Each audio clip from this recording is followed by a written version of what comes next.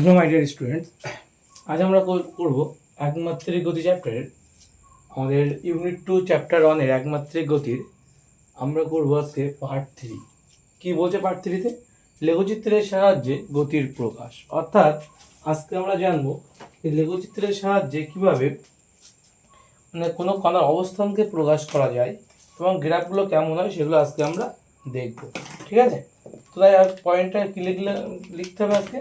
তোমরা খাতা পেন বের করে লেখা শুরু করে দাও যে লেখচিত্রের সাহায্যে গতির প্রকাশ। আজকে আমরা কিন্তু এই টপিকের উপরে আলোচনা করব। ঠিক আছে?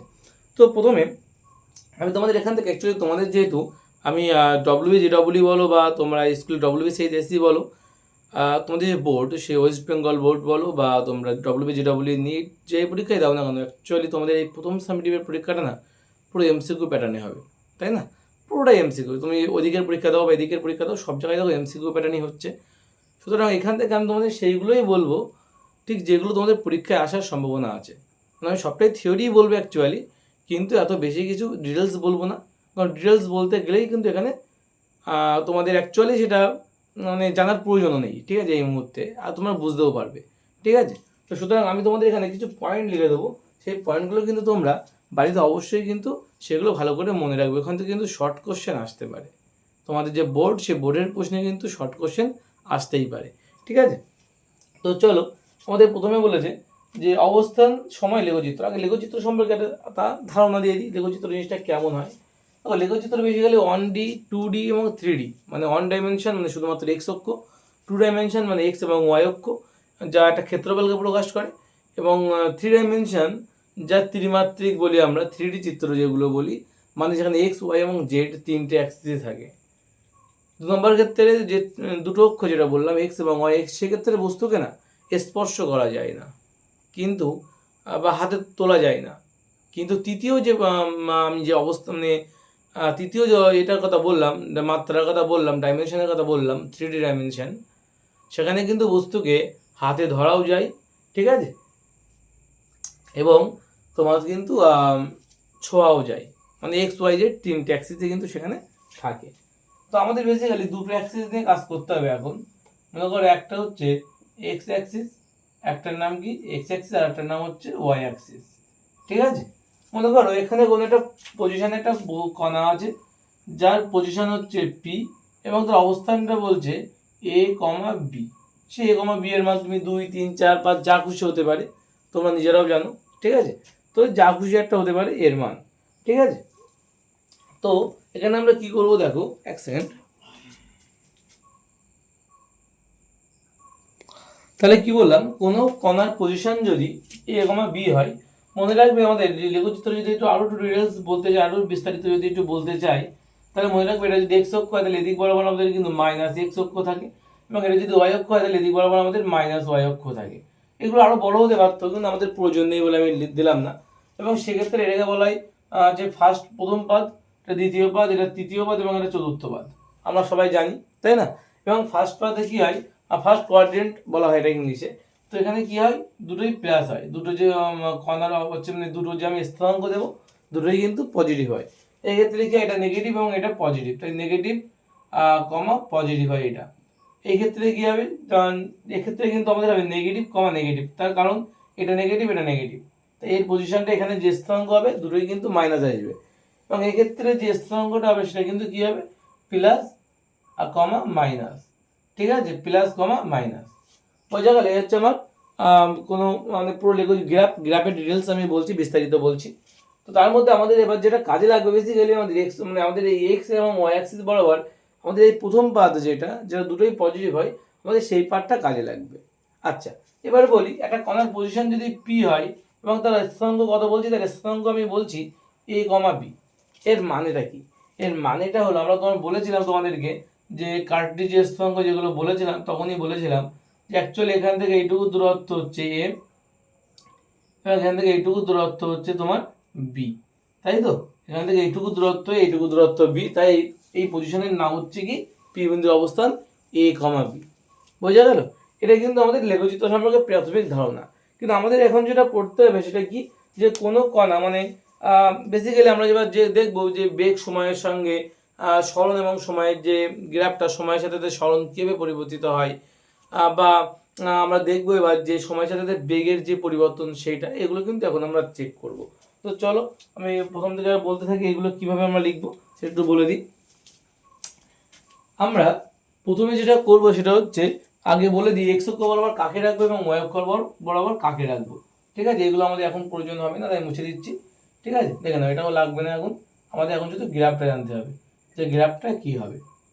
তো দেখে নাও আমরা কি করব, মনে রাখবে এক্স অক্ষ বরাবর আমরা সবসময় সময়কে নির্দেশ করি। কি নির্দেশ করি? সময় সবসময় আমাদের এক্স অক্ষ বরাবর যাবে। আমরা যদি প্রথমে সরণ সময় দেখি, কাকে দেখব? সরণ সময় লেখচিত্র। ঠিক আছে, সরণ সময় লেখচিত্র যদি আমরা দেখি, সেক্ষেত্রে আমরা বলতে পারি কি, সরণ সময় লেখচিত্রের ক্ষেত্রে আমরা বলতে পারি কি, বলতে পারি এদিক বরাবর সময় যাবে এবং এদিক বরাবর কিন্তু সরণকে আমরা নির্দেশ করব। কোন দিক বরাবর? ওয়াই অক্ষ বরাবর আমরা সরণকে নির্দেশ করব। এখন সরণ সময় লেখচিত্রের প্রথমে আমাদের যেটা মাথায় রাখতে হবে, ভালো করে খেয়াল রাখবে, প্রথমে আমাদের যেটা রাখতে হবে মাথায় সেটা হলো, যদি কণার সরণ বা বস্তু যদি স্থির থাকে, বস্তু স্থির থাকলে কি প্রথম পয়েন্ট, বস্তু স্থির থাকলে তাহলে আমাদের সরণ সময় লেখচিত্রটা কেমন হবে? বস্তু যদি স্থির থাকে তাহলে সরণ সময় লেখচিত্রের প্রকৃতি কেমন হবে বা সরণ সময় লেখচিত্রটা কেমন হবে? নিজেরা ভেবে দেখো যে বস্তু স্থির আছে মানে কি, মানে একটা দাঁড়িয়ে আছে বস্তু, একটা পার্টিকেল যে সময়ের সাথে একই জায়গায় দাঁড়িয়ে আছে মানে কি, তার মানে তার সরণ শূন্য, মানে সরণ হচ্ছে না, কিন্তু সে একটা সময় কিন্তু বয়ে যাচ্ছে কিন্তু সরণ হচ্ছে না, সরণ জিরো। তাই তো, তার মানে কি, তার মানে সময় বয়ে যাচ্ছে মানে সময় এক্স অক্ষ বরাবরই বয়ে যাচ্ছে, আর সরণ হচ্ছে না মানে কি, মানে গ্রাফটা কিন্তু উপরে উঠবে না, অর্থাৎ ওয়াই অক্ষ বরাবর কোথাও উঠবে না, কিন্তু কোথাও উঠবে না, তার মানে সেটা এক্স অক্ষ বরাবরই কিন্তু হবে। ভালো করে বুঝবে যে সময় কিন্তু চলছে, সময় চলছে কিন্তু বস্তু দাঁড়িয়ে আছে, তার মানে বস্তু স্থির থাকলে, তাই তো, যদি বস্তু স্থির থাকে তার মানে কি সময় চলছে, মানে ওয়াই এক্স অক্ষ বরাবর চলছে কিন্তু ওয়াই অক্ষ বরাবর উঠছে না, তার মানে গ্রাফটা কি হবে? গ্রাফটা কিন্তু এক্স অক্ষের উপরেই অবস্থিত হবে, এক্স অক্ষের উপরেই। তার মানে বস্তু স্থির থাকলে সময় সরণ সময় লেখচিত্রের প্রকৃতি কেমন হবে? দেখো এক্স অক্ষের উপর অবস্থিত, এক্স অক্ষ বরাবর, ঠিক আছে, এক্স অক্ষ বরাবর। বোঝা গেল কি বললাম? তাহলে বস্তু যদি স্থির থাকে তাহলে হচ্ছে সরণ সময় লেখচিত্রের প্রকৃতি কেমন হবে? সরণ সময় লেখচিত্রের প্রকৃতি হবে কি, এক্স অক্ষ বরাবর। ঠিক আছে, কি হবে? এক্স অক্ষ বরাবর সরণ সময় লেখচিত্র হবে। 2 নম্বর কি বলছে? 2 নম্বরটা দেখে নাও, বলছে যদি আমাদের বস্তু এখন আর স্থির নেই, বস্তু চলছে এবং বস্তু বলছে কি সমান সময় যদি সমান দূরত্ব যায়, অর্থাৎ বস্তু সমান সময় সমান দূরত্ব গেলে তাকে আমরা কি বলি? সমবেগ বলি। তো সমবেগের ক্ষেত্রে গ্রাফটা কেমন হবে? যখন বস্তু সমবেগে চলবে, বস্তু যখন সমবেগে চলবে, এগুলো তোমরা খাতায় লিখে দিতে পারো, বস্তু সমবেগে চললে সেক্ষেত্রে গ্রাফটা কেমন হবে? সেক্ষেত্রে গ্রাফটা মনে রাখবো, সমবেগে চলা মানে কি, মানে সময় একই, মানে সমান সময় সমান দূরত্ব, সমান সময়ে সমান দূরত্ব অতিক্রম করাকে তো আমরা সমবেগ বলি। যখন কোনো বস্তু সমান সময়ে সমান দূরত্ব অতিক্রম করে তখন তাকে কিন্তু আমরা কি বলি? সমবেগে চলা বস্তু বলি, তাই না? তার মানে সেই গ্রাফটা কেমন হবে বলো তো?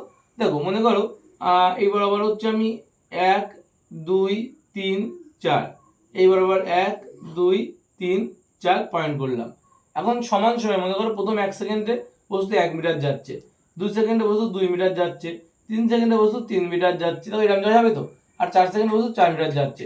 তার মানে আমি যদি গ্রাফগুলো মেলাই তাহলে দেখতে পাচ্ছি এটা কি হচ্ছে, একটা মূল বিন্দুগামী সরলরেখা হচ্ছে, তাই তো, এটা কি হবে? মূল বিন্দুগামী সরলরেখা। বোঝা গেল কি বললাম? বস্তু কি হবে? মূল বিন্দুগামী সরলরেখা হবে। তাহলে যখন বস্তু সমবেগে চলছে তখন সরণ সময় লেখচিত্রের প্রকৃতি কেমন? মূল বিন্দুগামী। আশা করি বুঝতে পেরেছো, ঠিক আছে? যখন বস্তুটি, তাহলে এটা সমবেগে চললে বস্তুটা কিন্তু মূল বিন্দুগামী হচ্ছে। যদি বস্তু অসমবেগে চলে সেক্ষেত্রে সেক্ষেত্রে গ্রাফটা কেমন হবে? তাহলে লিখে নাও 3 নম্বরে, যখন বস্তু অসমবেগে চলবে, ঠিক আছে, যখন বস্তু অসমবেগে চলবে, যখন বস্তু অসমবেগে চলে তখন গ্রাফটা কেমন হবে দেখে নাও। অসমবেগে চললে, তো অসমবেগে চলা মানে কি বলতো? অসমবেগে চলা মানে কিন্তু বস্তু কিন্তু সমান সময়ে সমান দূরত্ব অতিক্রম করবে না, তাই না? অর্থাৎ বস্তু সমান সময়ে সমান দূরত্ব অতিক্রম করবে না মানে কি, এই গ্রাফটা কিন্তু অনেক রকমই হতে পারে। আমরা বেসিক্যালি রাস্তাঘাটে যখন চলি, আমরা যখন বাইক নিয়ে গাড়ি নিয়ে যখন বেরোই রাস্তাঘাটে, তখন কিন্তু আমরা অসমবেগেই চলি, কিন্তু আমরা সমান সময়ে সমান দূরত্ব অতিক্রম করতে পারি না, তাই না? সমান সময়ে সমান দূরত্ব আমরা অতিক্রম করতে পারি না, অর্থাৎ আমরা অসমবেগেই চলি, ঠিক আছে? তার মানে সেই গ্রাফটা কিন্তু যা খুশি হতে পারে, অর্থাৎ সেই গ্রাফটা আমরা বলতে পারি। আচ্ছা, এখানে অসমবেগের মধ্যে আবার দুটো পার্ট আছে। অসমবেগে চললে এর মধ্যে আবার দুটো পার্ট আছে, একটা হচ্ছে সমতরণী, একটা অসমতরণী। তাহলে এটা লিখে নাও, সমান সমান দিয়ে 1 নম্বর লেখো সমতরণে। যদি বস্তু অসমবেগ কিন্তু সমতরণে যদি চলে, অসমবেগ কিন্তু যদি সমতরণে চলে, তো সেক্ষেত্রে গ্রাফটা কেমন হয় দেখে নাও। সেক্ষেত্রে গ্রাফটা কেমন হবে, সেক্ষেত্রে গ্রাফটা কিন্তু এরকম হবে, ঠিক আছে। সেক্ষেত্রে গ্রাফটা কেমন হবে, অধিবৃত্তাকার হবে। কেমন একটা অধিবৃত্তাকার গ্রাফ। তাহলে গ্রাফটা কেমন হবে, অধিবৃত্তাকার।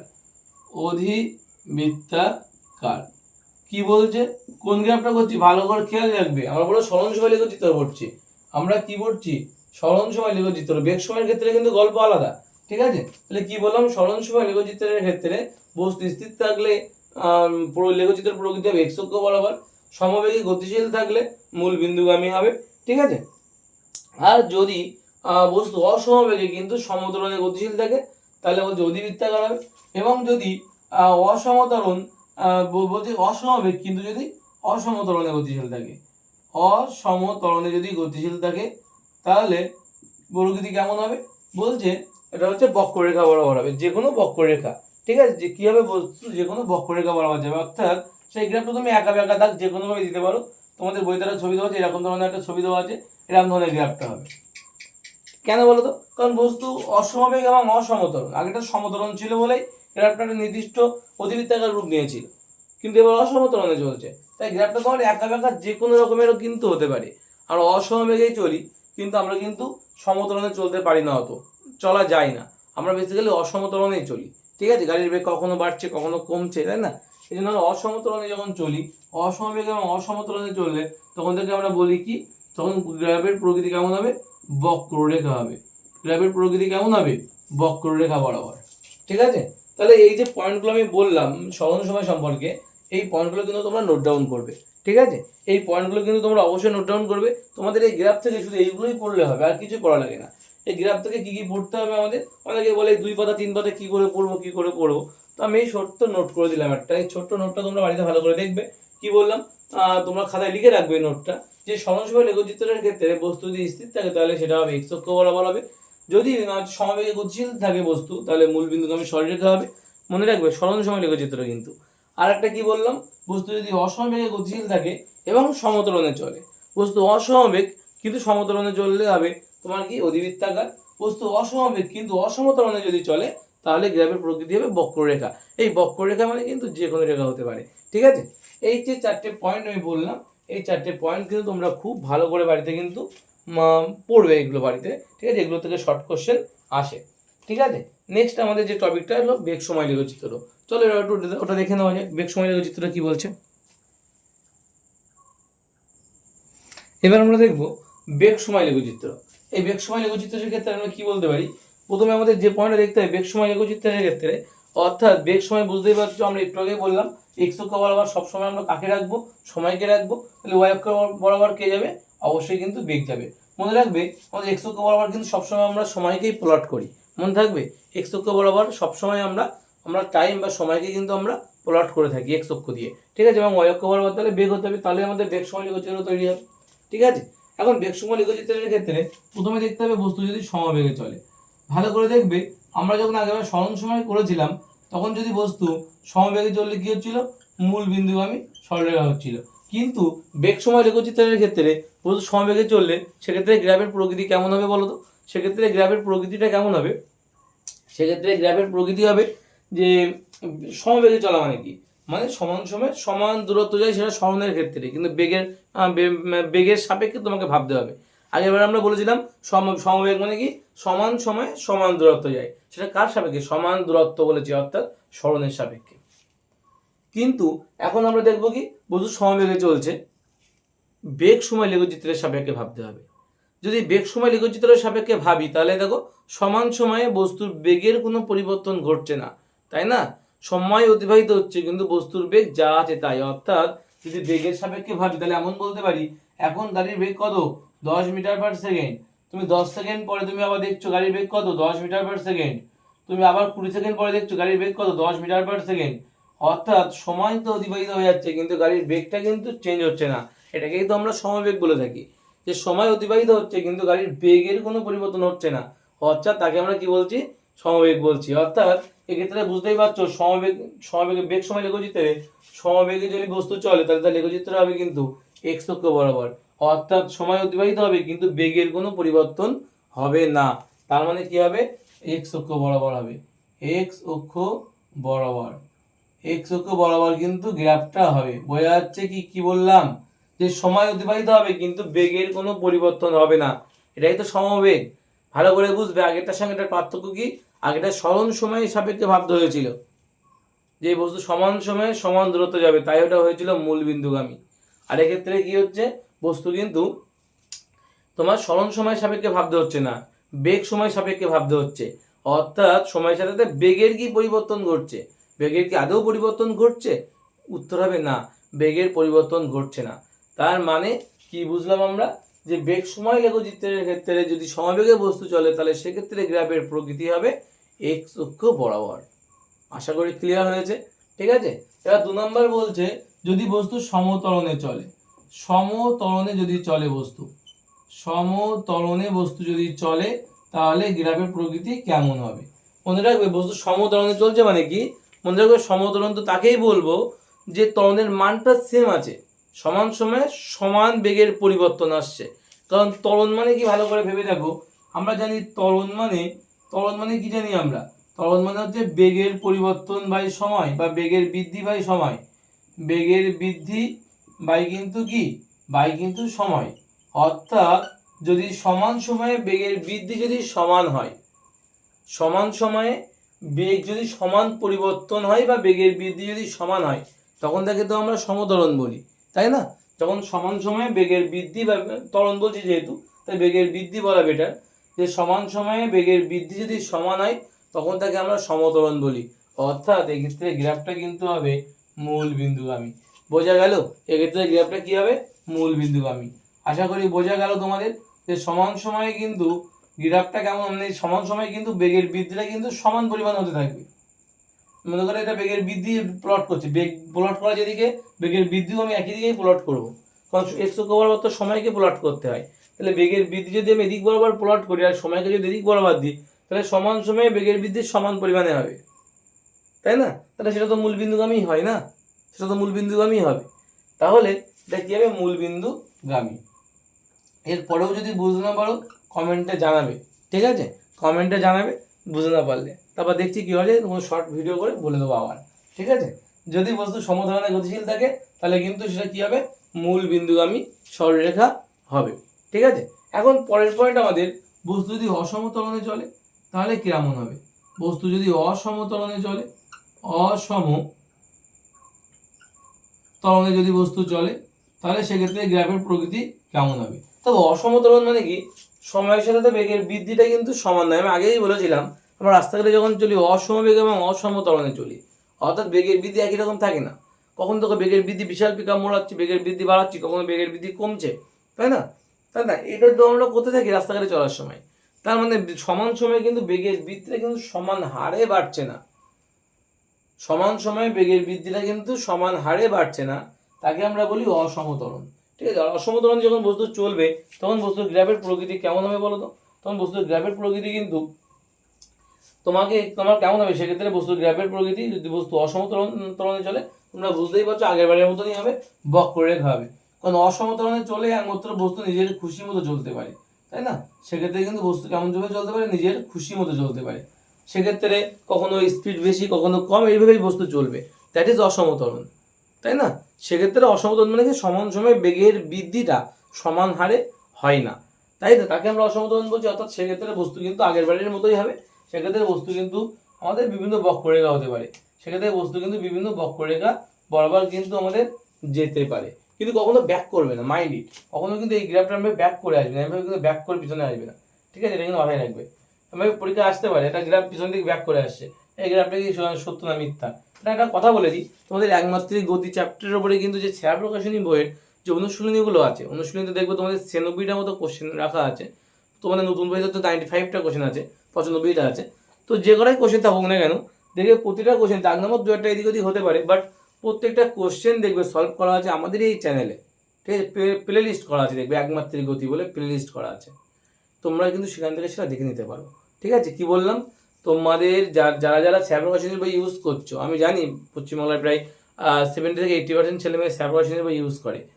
তো তোমাদের সবার জন্য বলছি, তোমরা যারা যারা এই বই ইউজ করছো, যাদের নতুন বই আছে বা পুরনো বই আছে 2 বছর আগের বা 1 বছর আগের, তার সবাই কিন্তু তোমাদের যেহেতু এমসিকিউ টাইপ পরীক্ষাতে আমি বারবারই বলবো যে এমসিকিউতে কিন্তু ভালো নম্বর পেতে গেলে অবশ্যই কিন্তু প্র্যাকটিসটা কিন্তু খুব গুরুত্বপূর্ণ।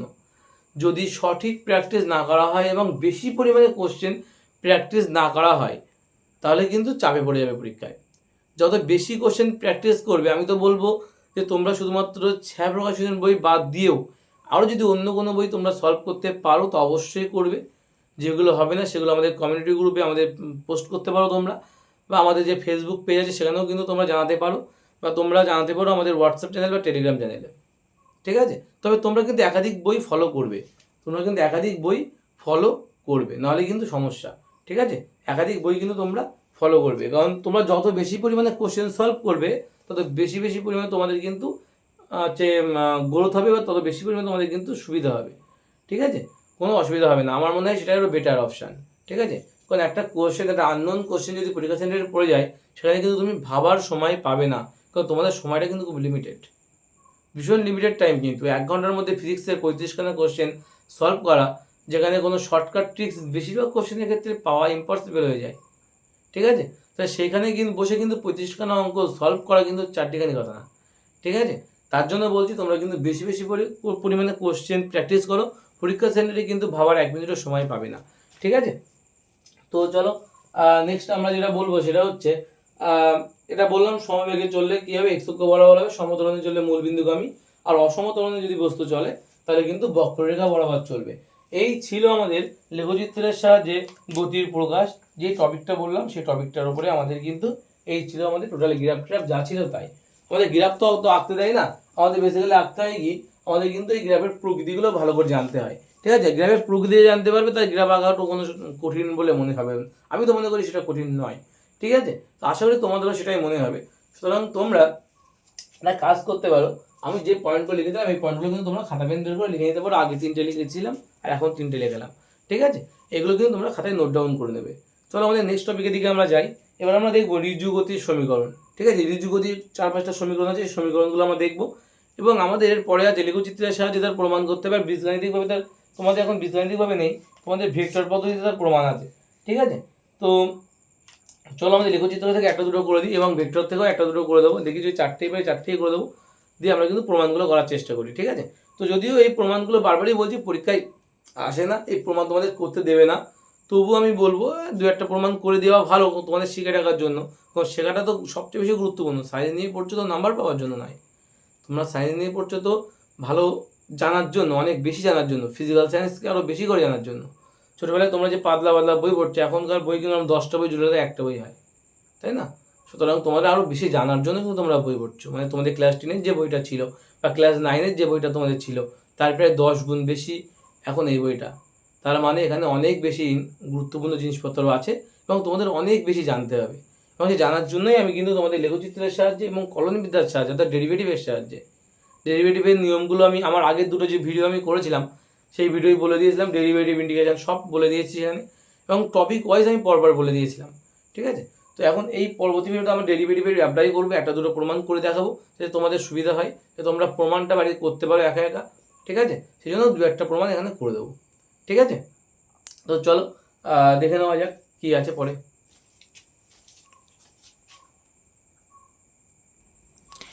আমাদের এবার দেখতে হবে ঋজু গতির সমীকরণ। আমাদের বেসিক্যালি ঋজু গতির সমীকরণ 4-5টা মতো সমীকরণ আমাদের দেখতে হয়, এটা 4টে মতো সমীকরণ আছে। 4টে সমীকরণ আমি এখানে লিখে দিচ্ছি, দেখে নাও কোনটার কি পরিচয় লাস্টে বলে দিচ্ছি। প্রথম সমীকরণ বলছে V is equal to you plus AT. প্রথমে বলি এই সমীকরণটা কোথা থেকে আইলো। আমরা জানি কি বলতো, আমরা জানি যে ত্বরণ এ ইজ ইকুয়াল টু বেগের পরিবর্তন V minus you by T. এখানে ভি যদি অন্তিম বেগ হয়, ইউ যদি প্রাথমিক বেগ হয়, এ যদি ত্বরণ হয় আর টি যদি সময় হয়, তাহলে আমরা জানি কিন্তু A is equal to V minus U, অর্থাৎ অন্তিম বেগ মাইনাস প্রাথমিক বেগ, দ্যাট ইজ মিনস বেগের পরিবর্তন বাই কিন্তু সময়। কোনগুনি গুণ করো, তাহলে ভি মাইনাস ইউ সমান সমান এ গুণ টি, মানে এটি পাবে, আর মাইনাস ইউ ওদিকে গেলে প্লাস ইউ, তাহলে V is equal to you plus AT. তাহলে বুঝতে পারলে আমাদের প্রথম সমীকরণ যে V is equal to you plus AT কীভাবে আসলো। ঠিক আছে? দু নম্বর সমীকরণ কি আছে আমাদের? দু নম্বর সমীকরণ আমাদের আছে এস ইজ ইকুয়াল টু, কি বলছে, S is equal to UT plus half A T square. কি বলছে? ইউটি প্লাস হাফ এ টি স্কোয়ার। এখানে এস মানে কি? এখানে এস মানে কিন্তু সরণ, একটা বস্তুর ঠিক কতটা সরণ হবে সেই সূত্রটা কিন্তু আমাদের এইটা। 3 নাম্বার যেই সূত্রগুলো দিয়ে কিন্তু অঙ্ক আছে, ভি স্কোয়ার সমান সমান ইউ স্কোয়ার প্লাস 2as। ঠিক আছে, কি বললাম? V square is equal to you square plus 2as। S মানে কিন্তু এখানেও সরল। এখন একটা প্রশ্ন আছে, এখানে আরেকটা সূত্র আছে, 4 নম্বর সূত্র লিখে নাও, সেটা হলো S N is equal to you plus half A 2n minus 1। ঠিক আছে, দেখে নাও সূত্রগুলো কোনটারে কি বলে, কেমন ভাবে কি বলে দেখে নাও। এখানে ভি মানে অন্তিম বেগ, ইউ মানে প্রাথমিক বেগ, এ মানে কিন্তু সমতরণে, আর টি মানে সময়। ঠিক আছে, তাহলে V is equal to you plus AT. যদি কোনো অঙ্কে আমাদের ভি এর মান, ইউ এর মান, এর মান এবং টি এর মান, এই চারটের মধ্যে মনে করো যে দুটো মান বা তিনটে মান বলে দিল, তাহলে কিন্তু আরামসে এই সূত্র দিয়ে তুমি সেরকম করতে পারবে। যদি কোনো অঙ্কের সরণের মান বলে দেয় এবং মনে করো অন্তিম বেগ তো এর মধ্যে নেই, যদি অন্তিম বেগ না বলে দেয় কিন্তু সরণের মান বলে দিয়েছে, আমার কিন্তু ইউ এর মান বলে দিয়েছে, ঠিক আছে, এটি সব বলে দেবে, যদি আমার অন্তিম বেগ না বলে দেয় তাহলে সেক্ষেত্রে কিন্তু আমরা এই সূত্র অ্যাপ্লাই করতে পারি। যদি কোনো অঙ্কে আমার সময় উল্লেখ না থাকে, সময় যদি উল্লেখ না থাকে তাহলে আমরা এই সূত্র অ্যাপ্লাই করবো। এগুলো লিখে নিতে পারো পাশে। যখন টাইম উল্লেখ থাকবে না, যখন সময় উল্লেখ থাকবে না, এক্ষেত্রে অন্তিম বেগ উল্লেখ থাকবে না, এক্ষেত্রে কোনো সরণ উল্লেখ থাকবে না, এবং এক্ষেত্রে এই সূত্রটা আলাদা। এই সূত্রটা কিন্তু এত তম সেকেন্ডে, ঠিক আছে, এন তম সেকেন্ডের ক্ষেত্রে, এন তম সেকেন্ডে এরকম ধরনের কোনো শর্তের ক্ষেত্রে কিন্তু এই সূত্রটা প্রযোজ্য হয়। ঠিক আছে, এন তম সেকেন্ডে। এদের উপরে কিন্তু অঙ্ক অনুশীলনীতে করে দেওয়া আছে। তোমাদের একটু আগেই বললাম যে স্যার প্রকাশনীর যে বইয়ের অনুশীলনী সেগুলো আমাদের অলরেডি আমাদের চ্যানেলে করে দেওয়া আছে, তোমরা সেখান থেকে দেখে নিতে পারো। তো সেখানে কিন্তু এগুলো করে দেওয়া আছে। তাহলে V is equal to you plus AT, S is equal to UT plus half এটি square, V square is equal to you square plus 2s। তাহলে কোনটার ক্ষেত্রে কখন কোন সূত্র ইউজ করবে আশা করি তোমাদের ক্লিয়ার হয়েছে। যখন আমাদের কোনো প্রশ্নের সরণ অনুপস্থিত থাকবে, সরণের যে মান সেটা অনুপস্থিত থাকলে আমরা এটা ইউজ করব। যখন অন্তিম বেগ বলে দেওয়া, অন্তিম বেগ যখন বলে দেওয়া থাকবে না তখন আমরা এই সূত্রটা ইউজ করব। যখন আমাদের কোনো সূত্রে যদি সময়কে উল্লেখ না করে দেয় তাহলে আমরা এই সূত্রটা অ্যাপ্লাই করব।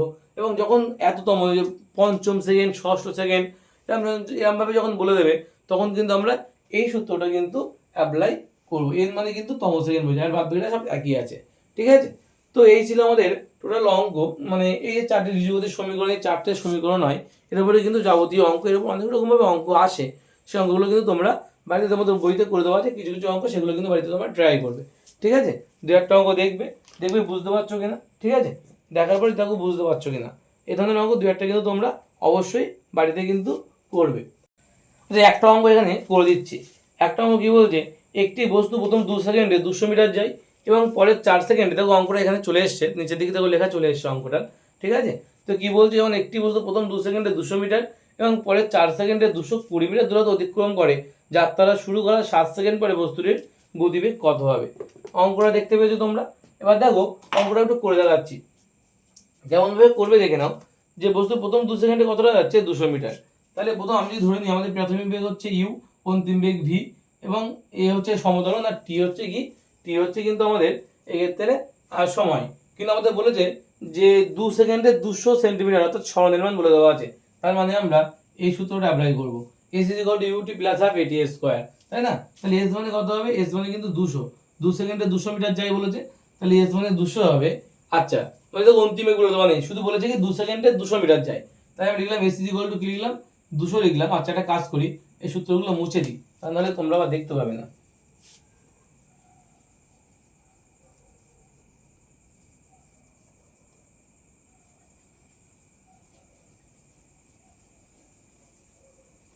তাহলে অঙ্কটা এখানে করে দিচ্ছি। প্রথমে কি বলছে, প্রথমে বলছে 2 সেকেন্ডে কতটা যায়, 2 সেকেন্ডে যায় 200 মিটার, তার মানে 200 সমান সমান আমরা এই সূত্রটা ইউজ করছি ইউটি। আচ্ছা, ইউটির ক্ষেত্রে কি বলতো, 2 সেকেন্ডে 200 মিটার যায়, আচ্ছা ইউটি ইউ জায়গায় ইউ রাখো। ঠিক আছে, কিন্তু টি এর মান কত বলে, 2 সেকেন্ড বলেছে, তাহলে 2 হবে, প্লাস হাফ, হাফ রাখলাম, এ রাখলাম, টি মানে কত, 2 এর স্কোয়ার। সমীকরণ তৈরি করো, তাহলে 2u প্লাস, এখানে 2 আর এখানে একটা 2 কাটাকাটি গেলে এখানে একটা 2 পড়ে থাকবে, তাহলে 2u প্লাস 2a সমান কত, 200। উভয় পক্ষে 2 কমন নাও, 2 কমন দিলে কত হবে, এখানে 200 পড়ে থাকছে, কাটাকাটি করলে 100 হবে, তাহলে ইউ প্লাস এ সমান সমান কিন্তু 100। এটা কিন্তু তোমার 1 নম্বর সমীকরণ। ইউ প্লাস এ সমান সমান কত পাচ্ছ তুমি? 100 পাচ্ছ। 2 নম্বরে বলেছে পরের 60 সেকেন্ডে 220 মিটার। তাহলে প্রথম 2 সেকেন্ডে কতটা যায়? প্রথম 2 সেকেন্ডে যাচ্ছিল 200, প্রথম 2 সেকেন্ডে যাচ্ছিল 200 মিটার, পরের 4 সেকেন্ডে যাচ্ছে 220 মিটার। তাহলে মোট 6 সেকেন্ডে কতটা যাচ্ছে? 420 মিটার যাচ্ছে না? তাহলে পরের 6 সেকেন্ডে 420 মিটার যাচ্ছে, এটাকে আমরা এখানে লিখব 420 সমান সমান ইউ গুণ 6 প্লাস হাফ গুণ এ গুণ কিন্তু 6 এর স্কোয়ার মানে 6 গুণ 6, লিখে দাও 6 গুণ 6। ঠিক আছে, তাহলে কাটাকাটি করলে 3 হবে। তাহলে এখান থেকে তুমি কত পাচ্ছ? 420 সমান সমান 6u প্লাস 3 6 18a, 18a এখান থেকে কমন যাবে, এখান থেকে 6 কমন যাবে। তাহলে বুঝতেই পারছো 420 সমান সমান 6 কমন গেলে ইউ প্লাস 3a, তাই তো? তাহলে এই 6 দিয়ে 42 কাটলে 70 হবে, এখানে 6 7 42। তাহলে ইউ প্লাস 3a সমান সমান কত? 70। এটা তোমাদের 2 নম্বর সমীকরণ। তাহলে এই যে 1 নম্বর সমীকরণ U plus A is equal to 100, আর 2 নম্বর সমীকরণে পেলাম U plus 3a is equal to 70। এই দুটো সমীকরণ যদি আমরা সমাধান করি তাহলে কিন্তু আমাদের অঙ্ক হয়ে যাবে। ঠিক আছে, ইউ এর মান বেরিয়ে যাবে এবং এর মানও বের করা যাবে। তো তোমরা এদের সমাধান করবে, সমাধানটা বলে দেবো। তাহলে ইউ প্লাস এ আছে ইজ ইকুয়াল টু 100, আর ইউ প্লাস 3a সমান সমান কত? 70। আচ্ছা, এটা মাইনাস করে এখানে একটা মাইনাস নাও, আর এখানে একটা মাইনাস নাও, নিয়ে ভাগ করো, এটা কেটে যাবে। এখানে কত হবে? মাইনাস 3টে এর থেকে একটাই বাদ গেলে, প্লাস একটাই বাদ গেলে দুটোই পড়ে থাকবে। আর এখান থেকে দেখো 100 থেকে 70 বাদ দিলে 30 পড়ে থাকছে। তাহলে এর মান কত হবে? -15 হবে না? এর মান কত হবে? 30/2, আর মাইনাস 2 পাশে পাঠিয়ে দিলাম। তাহলে এর মান কত হচ্ছে? -15। তার মানে বস্তুর ত্বরণ কত? অ্যাকচুয়ালি মাইনাস উত্তর এসছে মানে কি, মানে এটাকে আর ত্বরণ বলা যাবে না, এটাকে বলতে হবে কি? মন্দন। অর্থাৎ বস্তুর কিন্তু মন্দন শুরু হচ্ছে। ঠিক আছে, তাহলে এটা কিন্তু বস্তুর মন্দন কত হবে? -15। আচ্ছা, এটা গেল এর মান। এবার ইউ এর মান যদি বের করি আমরা, তাহলে এই সমীকরণে বসিয়ে দাও না। এই সমীকরণে বসিয়ে দিলে দেখো ইউ এর মান বেরিয়ে যাবে। ঠিক আছে, এই সমীকরণে বসিয়ে দিলে ইউ এর মান বেরিয়ে যাবে। এর মান কত? -15, ওই পাশে গেলে +15। তাহলে ইউ এর মান কত হবে? এর মান হবে 100 + 15 সমান সমান কত হবে? 115 একক কত হবে? Centimetre per second. এটা কত হবে? ত্বরণের একক সেন্টিমিটার পার সেকেন্ড স্কোয়ার। তাহলে আমরা এর মান কত পেলাম? -15, এবং ইউ এর মান কত পেলাম? 115 সেন্টিমিটার পার সেকেন্ড। এই দুটো মান কিন্তু আমরা পেলাম। এখন কি করতে বলেছে দেখো, বলেছে যাত্রা শুরু করার 7 সেকেন্ড পরে বস্তুটির গতিবেগ কত হবে। তাহলে এখন আমরা একটা কাজ করি, এখন আমাদের যে সমীকরণ দেওয়া আছে শুরু করার 7 সেকেন্ড বস্তুর গতিবেগ কত হবে। তাহলে আমরা ইউ এর মান জানি, এর মান জানি, তাই তো? সময়ও জানি। ভালো করে দেখবে, ইউ এর মান জানি, এর মান জানি, সময়ও জানি, ভি এর মান বের করতে বলছে। তাহলে যে 1 নম্বর যে সূত্রটা আছে, 1 নম্বর সূত্রে অ্যাপ্লাই করলে কি পাবো আমরা? ভি সমান সমান কিউ মানে কত? ইউ মানে বেরোলো আমাদের 115। তাহলে 115 প্লাস অফ -15, তাই তো? -15 ইন্টু এ মানে কত? এ মানে 7। তাহলে 115 প্লাস মানে মাইনাস 7 15 কত? 5 7 35, 8 5 হাতে 3, 7 7 3 10, মানে 105। তাহলে 115 থেকে 105 বাদ দিলে কত হয়? শুধু 10 হবে। তাহলে 10 সেন্টিমিটার পার সেকেন্ড, তাই কিন্তু আমাদের উত্তর। তাহলে অন্তিম বেগ কত হবে? 7 সেকেন্ড পরে বস্তু বানার বেগ হবে কত? 10 সেন্টিমিটার পার সেকেন্ড। আশা করি অঙ্কটা তোমরা বুঝতে পেরেছো। এটাই কিন্তু আমাদের অ্যান্সার। ঠিক আছে, এটাই কিন্তু আমাদের অ্যান্সার হবে। তাহলে আশা করি বোঝা গেল সূত্র কীভাবে কাজে লাগাতে হয়। ঠিক আছে, আশা করি তোমাদের ক্লিয়ার হয়েছে। একটা অঙ্ক করে দেখিয়ে দিলাম। ঠিক আছে, এভাবে আরও অনেক অঙ্ক বইতে দেওয়া আছে, সেগুলো কিন্তু তোমরা করবে। এখন আমরা চলে যাব আমাদের পরবর্তী টপিক, লেখচিত্রের সাহায্যে গতির সমীকরণগুলির প্রমাণ। দেখে নাও, এবার আমাদের যেটা করতে হবে, আমাদের কিছু সমীকরণ প্রমাণ করতে হবে। আমি বললাম একটা দুটোর মধ্যে করে দেবো এখান থেকে, এগুলো আমাদের পরীক্ষায় লাগে না, তবুও আমি এগুলো একটু বলে দিচ্ছি। তোমরা যদি এগুলো প্রয়োজন নেই তাহলে একটু স্কিপ করে নেবে সামনের দিকে ভিডিওটা। ঠিক আছে, তো দেখে নাও কীভাবে প্রমাণ করছে। এই যে আমাদের একটা গ্রাফ দেওয়া আছে, আমাদের একটা বেগ সময় লেখচিত্র দেওয়া আছে, এবং তার একটা গ্রাফ দেওয়া আছে লাল কালি দিয়ে আমি যেটা এঁকেছি। এটা হচ্ছে গ্রাফ লেখচিত্রের। আচ্ছা, গ্রাফটা মূল বিন্দু থেকে শুরু নয়, এখান থেকে শুরু হয়েছে কেন বলো তো? এদিক বরাবর আমরা বেগকে প্লট করছি, অর্থাৎ বস্তুর একটা অলরেডি প্রাথমিক একটা বেগ আমাদের আছে। অলরেডি আমাদের একটা বস্তুর কি আছে? প্রাথমিক বেগ অলরেডি আমাদের একটা ইউ আছে। এখান থেকে এইটুকু দূরত্বকে আমরা বলতে পারি ইউ। বুঝতে পারলে? গ্রাফটা যদি এখান থেকে শুরু হতো তাহলে বলতাম কোনো প্রাথমিক বেগ নেই, কোনো স্ট্যান্ডিংয়ে কোনো বেগ ছিল না, বস্তু জিরো থেকে শুরু হয়েছে, কিন্তু স্থির অবস্থা থেকে শুরু হয়েছে। কিন্তু বস্তু এখান থেকে শুরু হচ্ছে মানে গতিবেগটা, তার মানে এটা আমাদের নিঃসন্দেহে বলতে পারি আমরা যে কি বস্তু কিন্তু একটা প্রাথমিক বেগ অলরেডি একটা ছিল, তারপরেই বস্তু কিন্তু তার মানে বেগ শুরু করেছে, ঠিক আছে, তারপরে বস্তু কিন্তু বেগ বৃদ্ধি পেয়েছে। তাহলে এটা আমরা ক্লিয়ার এখান থেকে। আচ্ছা, এখান থেকে আমরা কি বলতে পারি, বস্তু গিয়েছে কোন পর্যন্ত, দেখো বস্তু গিয়েছে একদম শেষ এই পর্যন্ত, তাই না? তাহলে এই বরাবর নিচের দিকে দাগ টানো, তাহলে আমরা বলতে পারি এটাই কিন্তু বস্তুর কি অন্তিম বেগ, আমরা বলতে পারি এটাই বস্তুর অন্তিম বেগ। তাহলে কোনটুকু সময়ের মধ্যে গিয়েছে, এইটুকু সময়, এই সময় কিন্তু আমরা এইখান থেকে এইটুকুকে সময় বলবো আমরা। আশা করি বুঝতে পারছো, তাই তো? এটুকু আমরা সময়, এইটুকু সময় বস্তু চলাচল করেছে। আমি আরেকটা কাজ, ছোট কাজ করে নিচ্ছি। আমি এখান থেকে এই বিন্দু থেকে এই বাহুর উপরে একটা লম্ব অঙ্কন করলাম। কি করলাম? এই বিন্দু থেকে এই বাহুর উপরে লম্ব অঙ্কন করলাম, করতে এবার একটা অঙ্কন করে নিয়েছি, এঁকে নিয়েছি। তাহলে ভালো করে খেয়াল করে দেখো, এখান থেকে এইটুকু যদি ইউ হয়, তাহলে এখান থেকে এইটুকু কি হবে, এটা ইউ হবে, হ্যাঁ কি না? এখান থেকে এইটুকু কিন্তু ইউ হবে। আবার একটা জিনিস খেয়াল করে দেখো, বস্তু লাস্ট এই পর্যন্ত গিয়েছে টি সময়ের মধ্যে, তাহলে এটাকে আমরা অন্তিম বেগ বলতে পারি। এটাকে আমরা ভি বলবো, একদম এই মাথা থেকে শুরু করে একদম নিচে পর্যন্ত এটাকে আমরা কি বলবো, ভি বলবো। দেখো তো বুঝতে পেরেছো কিনা? এটাকে আমরা কি বলবো, ভি বলবো। আশা করি বুঝতে পেরেছো। তাহলে এইটুকু ইউ হলো কেন, কারণ এইটুকু যদি ইউ হয় তাহলে নিঃসন্দেহে এইটুকু কিন্তু ইউ হবে। আর একটা জিনিস দেখে নাও, এটা যদি টি হয় তাহলে কিন্তু এটাও টি হবে।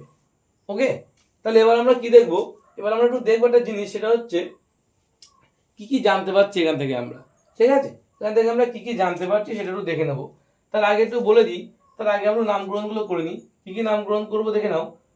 এই জায়গায় দাও এ নাম, এখানে এই পয়েন্টের নাম এ দাও, এটা মূল বিন্দু, এটা ও থাক, ঠিক আছে, এটা হচ্ছে বি হোক, এটা বি, এটা হচ্ছে সি, এই বিন্দুটার নাম হোক সি, আর এই বিন্দুর নাম হোক ডি, ঠিক আছে? তাহলে ভালো করে খেয়াল করে দেখো, যদি আমরা নামকরণ করে থাকি, তাহলে আমাদের এখান থেকে যদি ত্বরণ বের করতে বলা হয়, যদি বলা হয় এখান থেকে ত্বরণটা বের করো, তাহলে ত্বরণটা আমরা কি করে বের করতে পারি?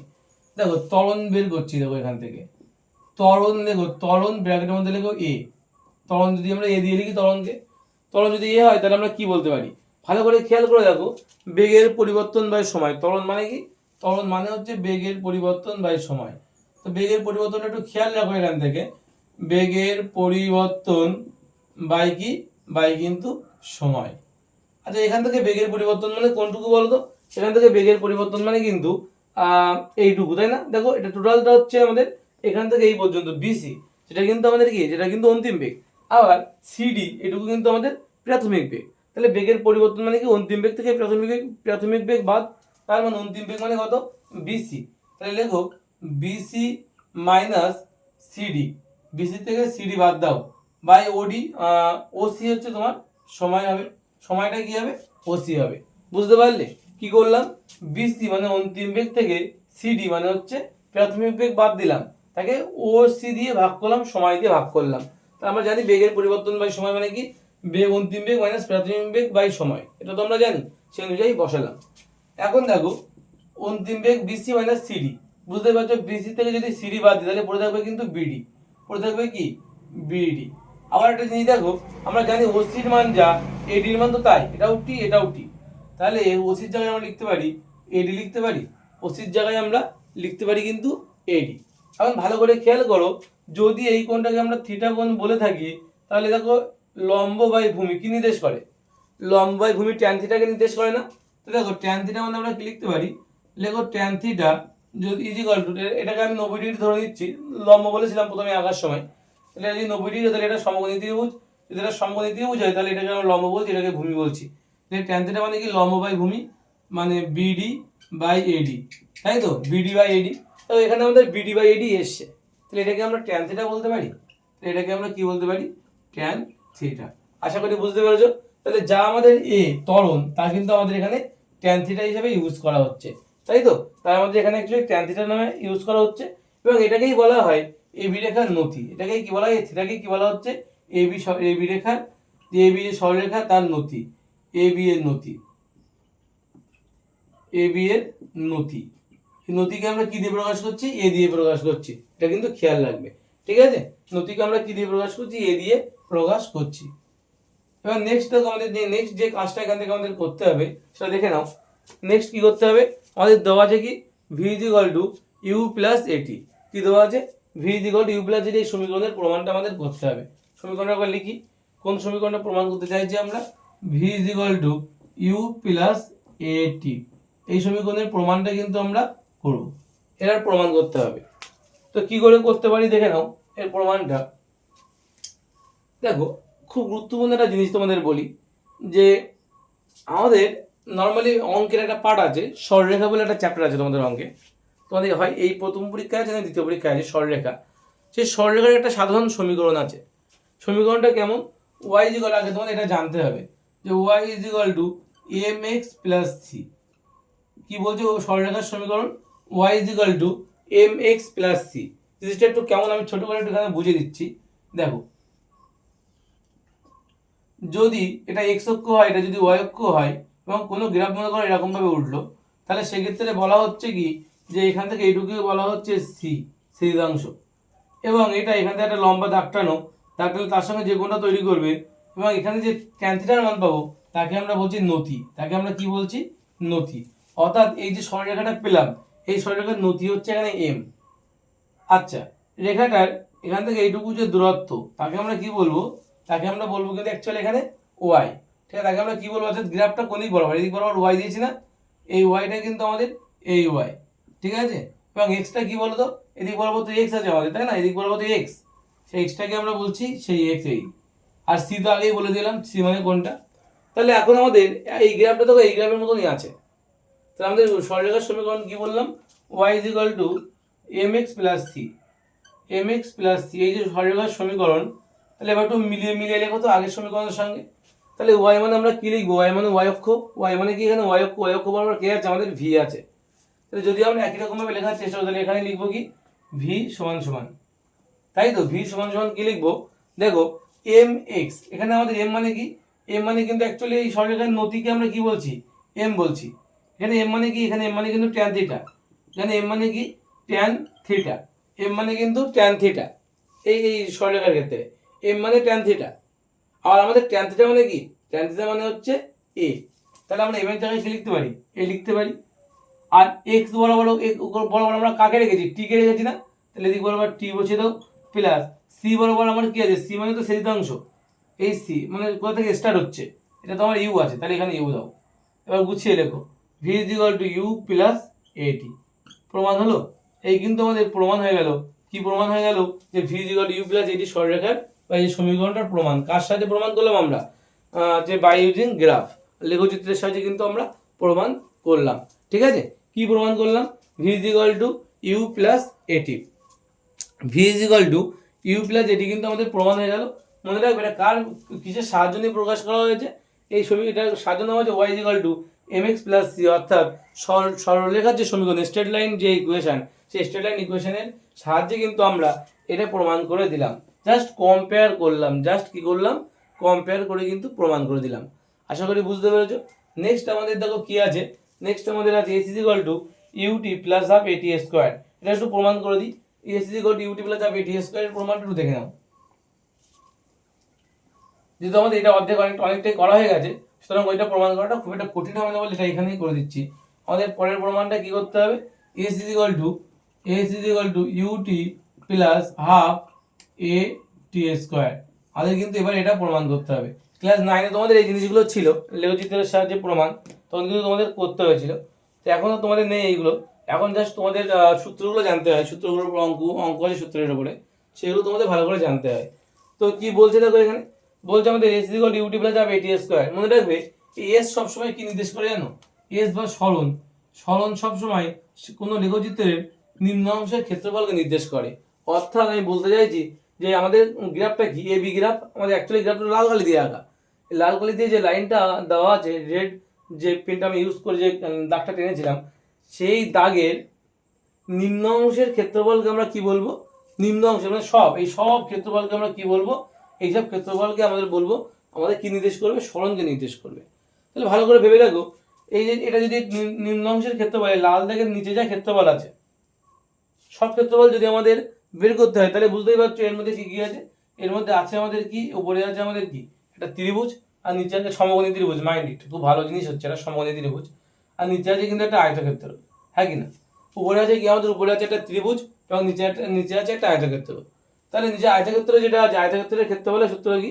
মনে করে দেখো, আয়তক্ষেত্রের ক্ষেত্রফলের সূত্র যদি আমরা লিখি তাহলে আমরা লিখব কি, যে আমাদের ও এ সিডি ও এ ডিসি হবে, বা এও সিডি যে আয়তক্ষেত্রের ক্ষেত্রফলের সূত্র কি হবে, ও এ গুণ হচ্ছে ও সি, লেখো এও গুণ ও সি, এর একটা পার্ট হলো প্লাস, আর একটা কি হবে হাফ ইন্টু ভূমি ইন্টু উচ্চতা, হাফ এই ত্রিভুজের ক্ষেত্রে হবে হাফ, ভূমি মানে কত, ভূমি মানে হচ্ছে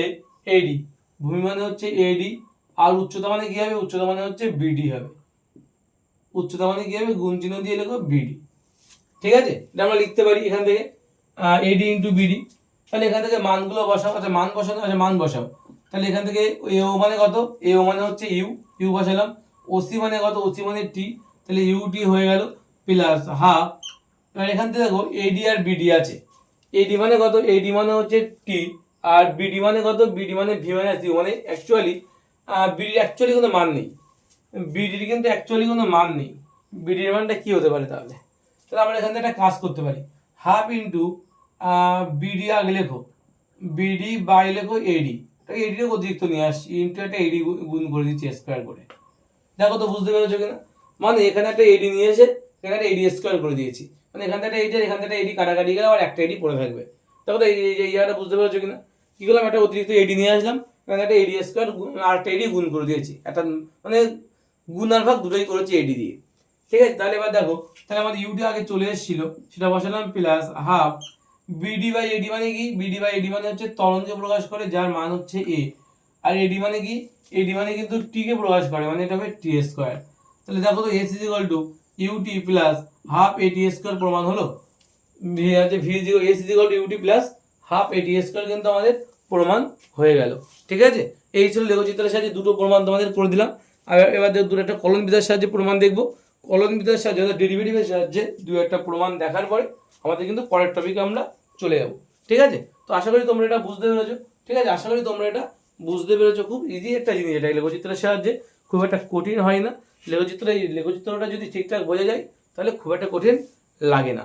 ঠিক আছে, তো চলো আমাদের নেক্সট যে পার্টটা আছে আমাদের, যে কলন বিদ্যার সাহায্যে প্রমাণ করতে হবে, তো এখানেও দু একটা প্রমাণ করে দেবো, দু একটা প্রমাণ করার পরে আমরা কিন্তু পরবর্তী পার্টে চলে যাবো। ঠিক আছে, চলো চলো কি বলছি দেখা যাক।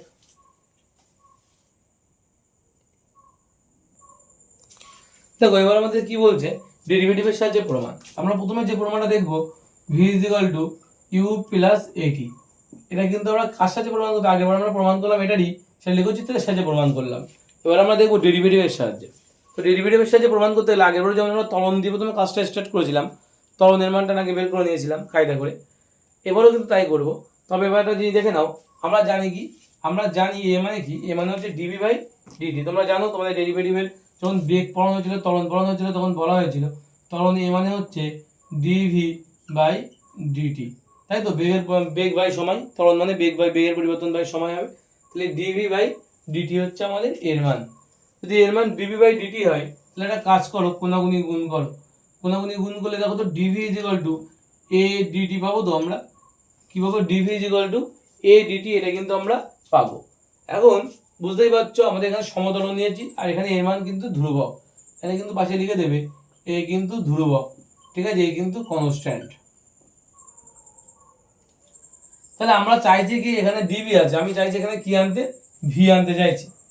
যদি ভি আনতে চাই তাহলে কি করবে, ডিভি থেকে ভি আনতে গেলে ইন্টিগ্রেশন করতে হবে, খুব সিম্পল হয়, কি করতে হবে, ইন্টিগ্রেশন করতে হবে। ওই পাশে ইন্টিগ্রেশন করলে এখান থেকে ডিভিটা হয়ে যাবে ভি। কেন ডিভিকে ভি করবো আমরা, না ডিভিকে ভি তো করবো প্রমাণ করার জন্য, কিন্তু ডিভিটা ভি হবে কেন, এই প্রশ্নের উত্তরটা খোঁজার জন্য তোমাদের একটা কাজ করতে হবে। আমরা জানি ইন্টিগ্রেশনের ক্ষেত্রে x to the power n d x যদি আমি ইন্টিগ্রেশন করতে বলি, তোমরা কি করবে, x to the power n plus one by n plus one, এটাই তোমরা সূত্র জানো, তাই না। এখন একটা জিনিস দেখো দেখো, আমার যদি ইন্টিগ্রেশন ডিএক্স থাকে শুধু, তাহলে সেক্ষেত্রে কি ইন্টিগ্রেশন হবে না।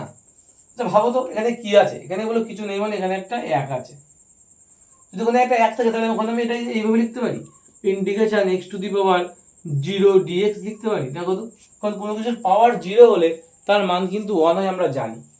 তাহলে এই অনেক জায়গায় x to the power zero লিখতে পারি আমরা। যদি x to the power zero লেখা যায় তাহলে একটা কাজ করো, আমাদের এন এর মান তাহলে কত হচ্ছে, দেখো এটা অনেকটা কার মতন দেখতে হচ্ছে, এটার মতন দেখতে লাগছে না এই জিনিসটাকে। তাহলে x to the power zero মানে এন এর মান কত হচ্ছে, জিরো হচ্ছে। যদি n এর মান 0 হয় তাহলে আমরা এখানে করতে পারি x to the power n plus 1 অর্থাৎ 0 প্লাস 1 বাই কত 0 প্লাস 1, তার মানে কত হবে x to the power 1, x to the power 1 by 1, তার মানে অ্যাকচুয়ালি সেটা x।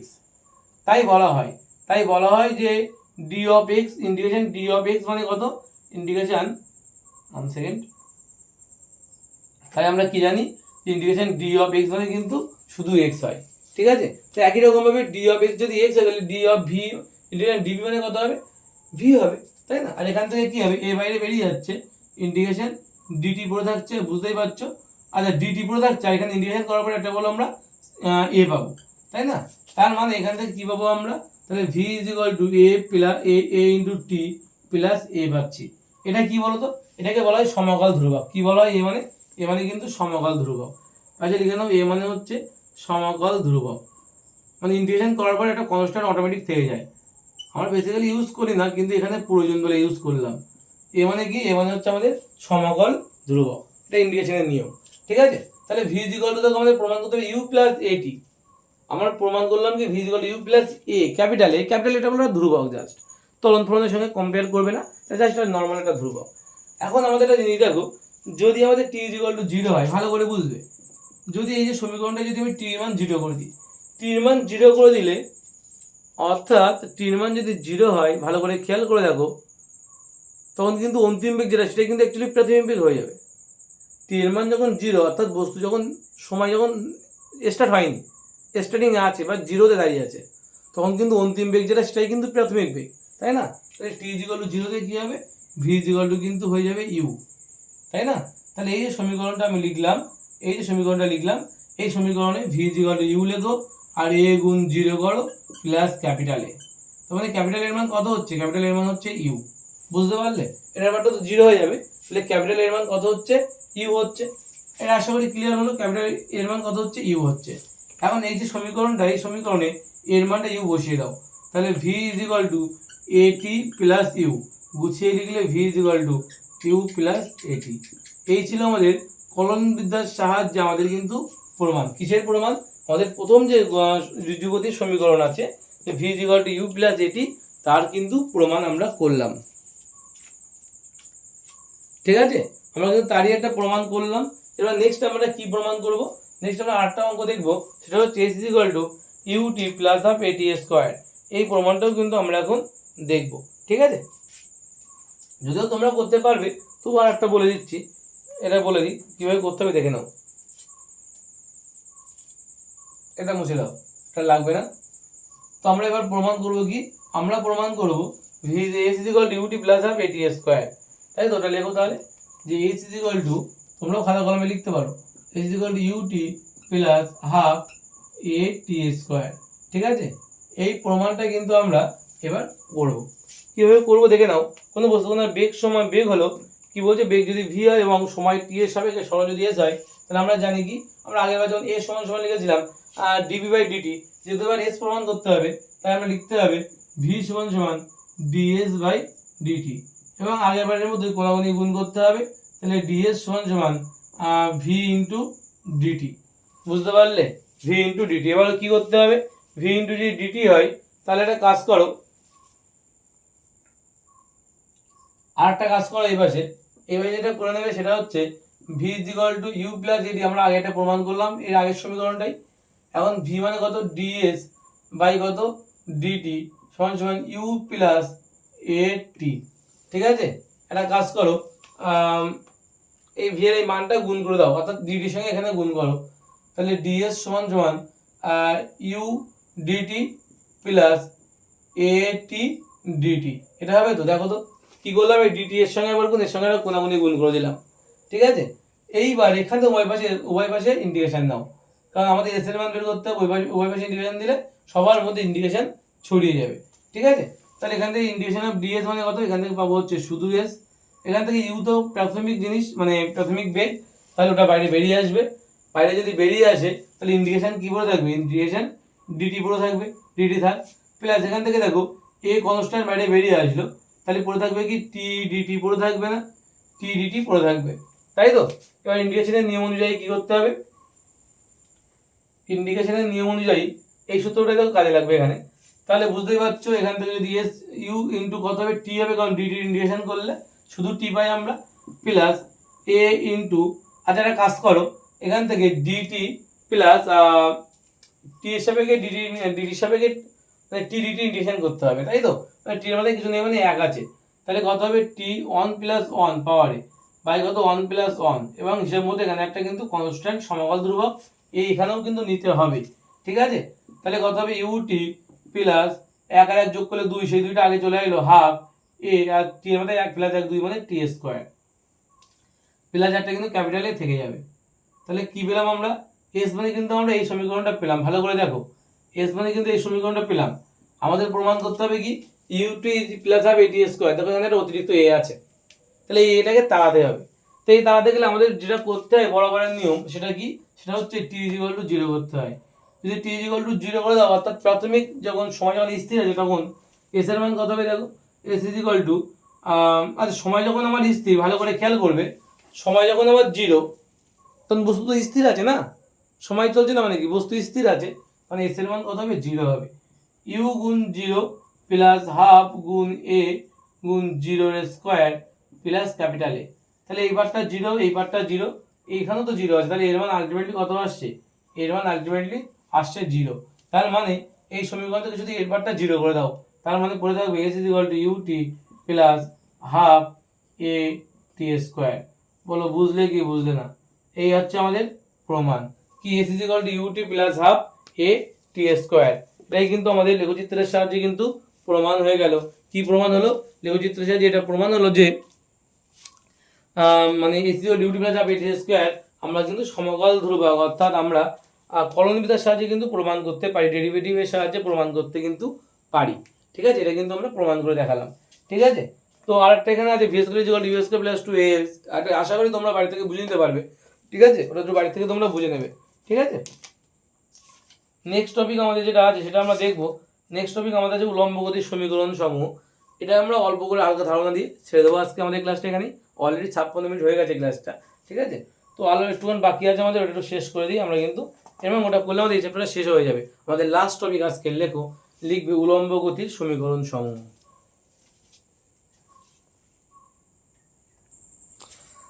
এবার আমাদের নেক্সট টপিক যেটা উলম্ব গতির সমীকরণ সমূহ।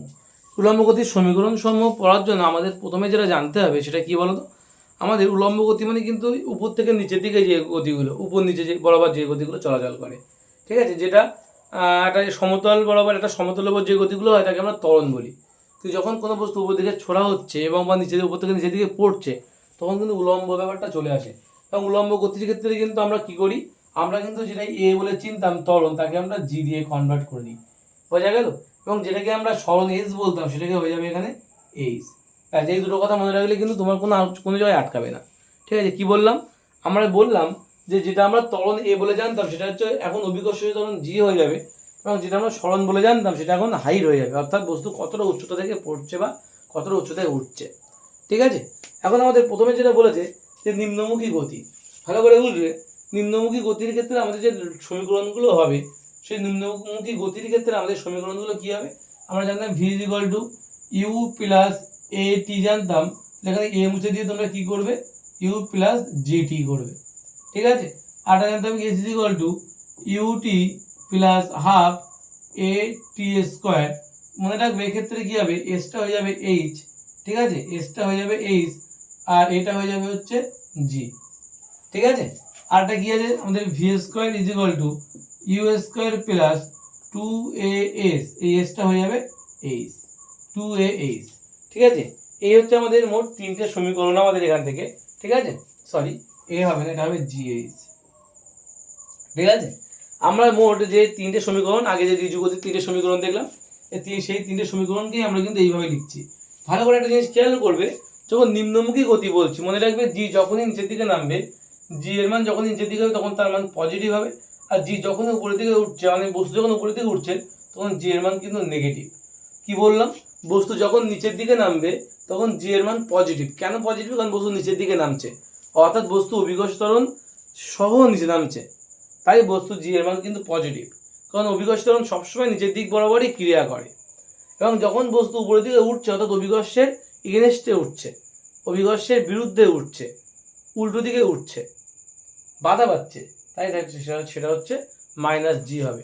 অর্থাৎ বস্তুর বাধা যেহেতু পাচ্ছে, এখানে দেখো বস্তু যখন ওপর থেকে নিচের দিকে ফেলা হয় তখন কিন্তু কী হয়, বস্তুর বেগ কিন্তু বৃদ্ধি পায়। ভালো করে বুঝবে, সময়ের সাথে সাথে বস্তুর বেগ বৃদ্ধি পায়। কি বলতে চাইছি আমি, ধর এখানে একটা ছাদ আছে, ছাদে তুমি একটা কোনো পার্টিকেলকে ফেলছো, ধর এটা তোমার মেঝে, তাই মেঝেতে পড়ার আগে কি হয় বলো তো, বস্তুর এখানে বেগগুলো জিরো হয়, প্রাথমিক বেগ জিরো হয়। আর বস্তু এই মাটি স্পর্শ করার ঠিক আগের মুহূর্ত পর্যন্ত বস্তুর বেগ কিন্তু এই পয়েন্টে গিয়ে ম্যাক্সিমাম হয়ে যায়। ভি এর মান কি হয়ে যাবে, ভি এর মান কিন্তু ম্যাক্সিমাম হয়ে যাবে। ঠিক আছে, অর্থাৎ সময়ের সাথে সাথে বস্তুর কি হচ্ছে, তাহলে বেগ বৃদ্ধি পাচ্ছে, তাই এটা ত্বরণ বলবো।